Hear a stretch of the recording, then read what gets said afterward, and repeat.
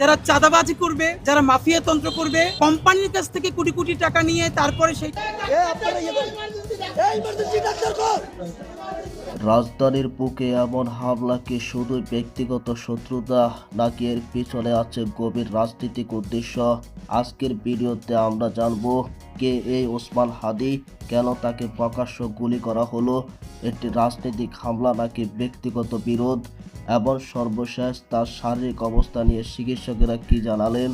চলুন এ সম্পর্কে part two part জানা যাক। করে তুলতে চাই। অনেকে বলে যে তোমাদের কি ইজ্জত মানে প্রেস্টিজ যেতে পারে কিনা যদি না যেত। ওসমান হাদি তিনি ঢাকা ৮ আসনের একজন স্বতন্ত্র প্রার্থী এবং একই সঙ্গে ইনকিলাব মঞ্চের মুখপাত্র হিসাবে পরিচিত। সাম্প্রতিক সময়ে রাজধানীর রাজনীতিতে তিনি ছিলেন বেশ আলোচিত।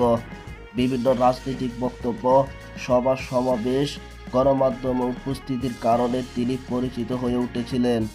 যারা মাফিয়া তন্ত্র করবে, কোম্পানির কাছ থেকে কোটি কোটি টাকা নিয়ে ঘটনাটি ঘটে রাজধানীর বিজয়নগর এলাকায়, যখন ওসমান হাদির জনসম্মুখে হঠাৎ করে দুর্বৃত্তরা খুব কাছ থেকে তাকে লক্ষ্য করে গুলি চালায়।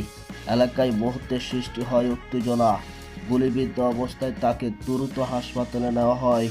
রাজনৈতিক নেতাদের একাংশ বলছেন ওসমান হাদির সাম্প্রতিক রাজনৈতিক অবস্থায় এই হামলার কারণ হতে পারে। অন্যদিকে তদন্ত সংশ্লিষ্ট সূত্রে বলছে ব্যক্তিগত শত্রুতা বা পুরনো বিরোধের কারণে হতে পারে। অন্যদিকে হাসপাতালের সূত্রে জানা যায় ওসমান হাদি আপাতত বিপদমুক্ত, তবে এখনও নিবিড় পর্যবেক্ষণে আছেন। গুলিটি গুরুতর কোনো অঙ্গে ভেদ করেনি। কয়েকদিন হাসপাতালে থাকতে হবে বলে চিকিৎসকেরা জানিয়েছেন। তার শারীরিক অবস্থা ধীরে ধীরে উন্নতির দিকে। ওসমান হাদির উপরে হামলার পিছনে প্রাকৃত কারণ কি তা জানতে এখন সবাই তাকিয়ে আছে পুলিশের তদন্ত দিকে। আপনি কি মনে করেন এটি রাজনৈতিক নাকি ব্যক্তিগত শত্রুতা? মন্তব্য আপনার মতামত জানান। ভিডিওটি ভালো লাগলে লাইক দিন, শেয়ার করুন এবং গুরুত্বপূর্ণ আপডেট পেতে চ্যানেলটি সাবস্ক্রাইব করে রাখুন। ধন্যবাদ।